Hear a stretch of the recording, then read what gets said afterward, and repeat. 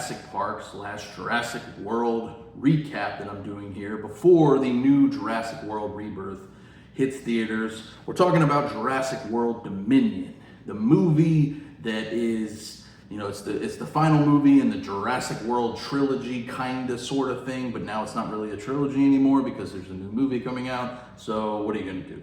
But this does pick up where Fallen Kingdom left off, and Fallen Kingdom left off so brilliantly that this has to pick up at a really good spot. And if you couldn't note my sarcasm, that obviously didn't happen, because this movie, just like the last one, is another train wreck for the series. I don't even know where to begin with it, and I honestly don't know where I stand with this movie in comparison to Fallen Kingdom. I think they're both tied for the worst movie in the franchise, because they both have elements that are okay. They have interesting ideas at times, but either they never get executed very well, or some of the ideas are just dumb. And one of the ideas of this movie is, for some reason, to bring back the character of Dodgson, who was like in one scene in the original Jurassic Park, and now he's your main villain of the movie. Just like in Jurassic World and all these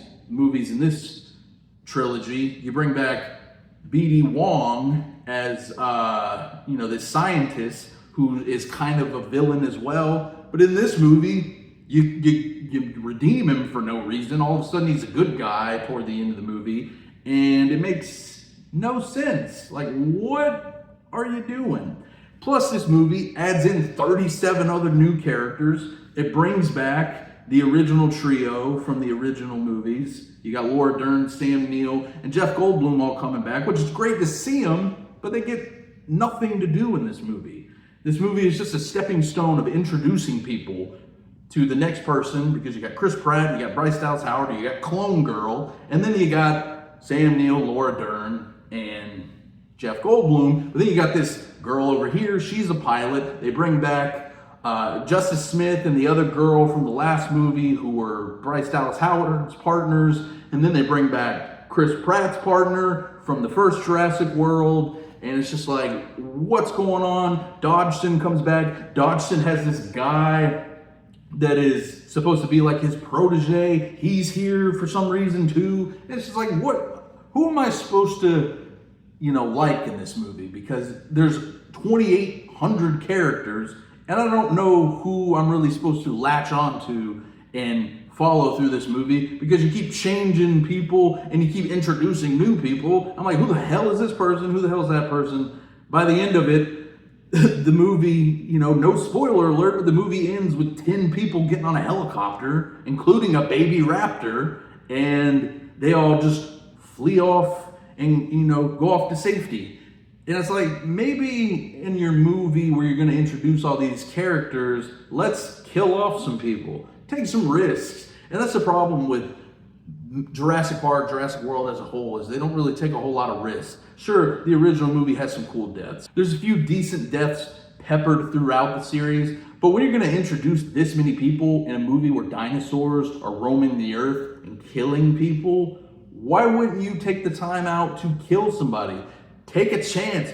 Kill off Jeff Goldblum. Kill off Sam Neill. Hell, kill off Chris Pratt. I don't care. Like, none of these characters are all that engaging anymore because they're horribly written. They're being horribly directed. Colin Trevorrow comes back, who did the first Jurassic World, and he's not really getting anything out of anybody in this movie. Everybody's just kind of going with the motions.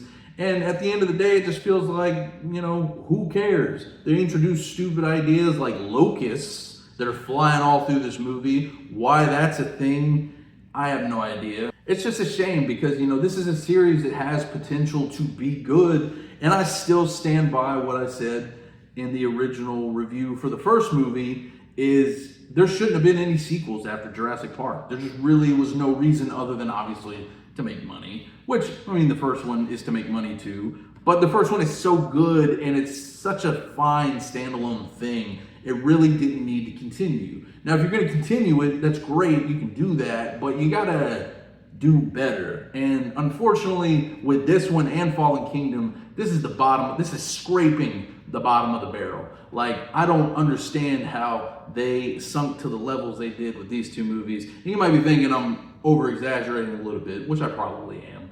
But it's just, there's nothing to really enjoy here. You get a couple maybe okay action sequences. You know, I do appreciate that there are a few physical and practical effects in this one, where I'm pretty sure everything in Fallen Kingdom was all CGI.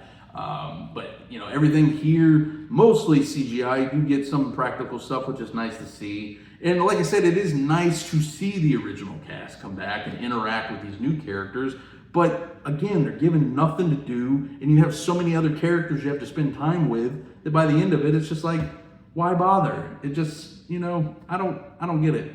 You know, here's hoping that Jurassic World Rebirth is like a new return to form or something, because if they're going to continue going the route that they've gone with these last two, then I'm out, man. I don't really care anymore. You know, I'll probably watch it, but hey, if you're going to keep making them like this, then no thank you. I would prefer not to see that. That's about all I can really say about Jurassic World Dominion. If you've had the opportunity to see it, please let me know what you thought about it in the comments below. Be sure to subscribe to the channel for more reviews, rankings, and all kinds of good stuff. I'll leave all my links down below on where you can follow me and check out more of my reviews. And until next time, I'll catch you guys later.